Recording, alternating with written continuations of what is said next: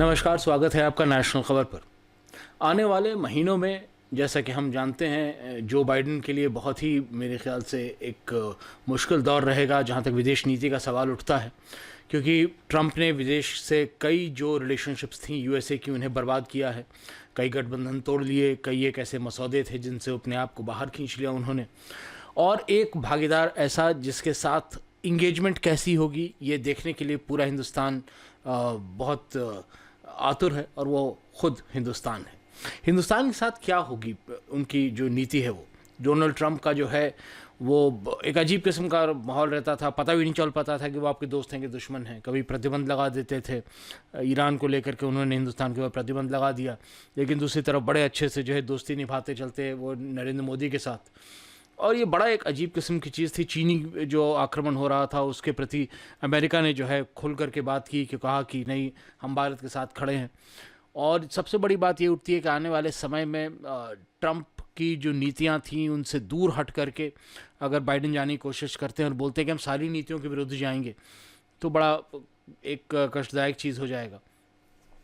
यहाँ तक सवाल उठता है अब आने वाले कुछ एक दिनों में क्या हो सकता है, ये सवाल किया था हमसे एक हमारे व्यूअर ने।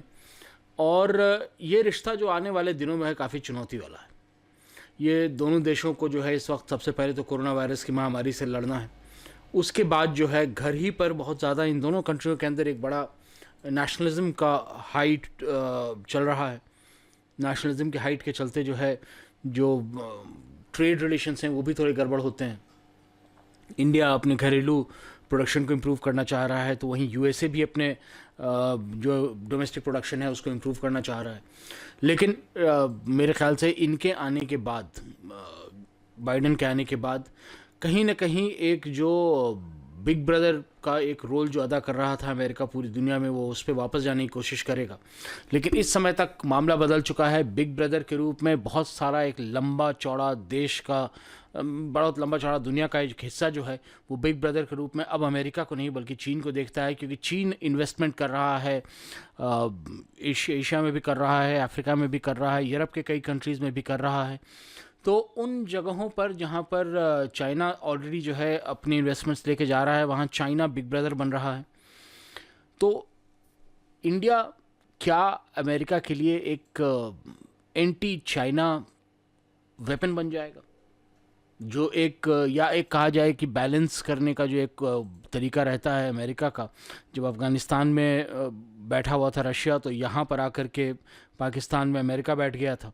अब जबकि रशिया वहाँ नहीं है और वो बाहर निकलना चाह रहा है, तो पाकिस्तान को भी उसने जैसे तैसे छोड़ दिया किस्मत के सहारे। चाइना मिल गया, वरना पाकिस्तान इस वक्त तक डूब चुका होता। वैसे ही में हिंदुस्तान को एक चीज़ का ध्यान रखना होगा कि हम लोगों को पाकिस्तान नहीं बनना है। जो हालत पाकिस्तान की हुई थी अफ़गानिस्तान को लेकर के, वो चाइना को लेकर के हमको अपनी नहीं करनी है। हमें अपने आप को, ये ज़रूरी है कि ठीक है, चाइना के चलते जो अमेरिका पे प्रेशर है इस वक्त कि चाइना को डाउन करने के लिए उसे एशिया में एक और बड़ी ताकत उठानी है, और वो हम ही हैं। तो ये एक सिचुएशन नहीं अगर आदमी संभाल पाएगा और यहाँ पर अगर अपनी बात नहीं सामने रख पाएगा तो बड़ा कष्ट होगा। और ये मेरा अपना मानना है कि ये जो सरकार है अभी की, ये कुछ चाहे करे चाहे नहीं करे, जब विदेशों के साथ बात करती है तो अपने देश की साख कम से कम बचा के रखती है।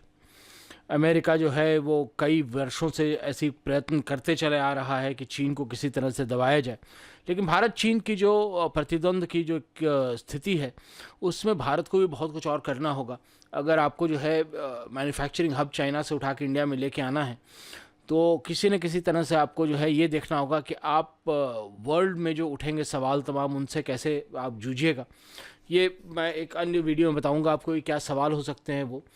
तो आप इन तमाम चीज़ों को अगर जानना चाहते हैं तो जुड़ जाएं हमारे चैनल के साथ, और आप चैनल सब्सक्राइब करना कतई मत भूलिएगा। अगर वीडियो पसंद आया है तो शेयर भी कर डालिएगा। धन्यवाद।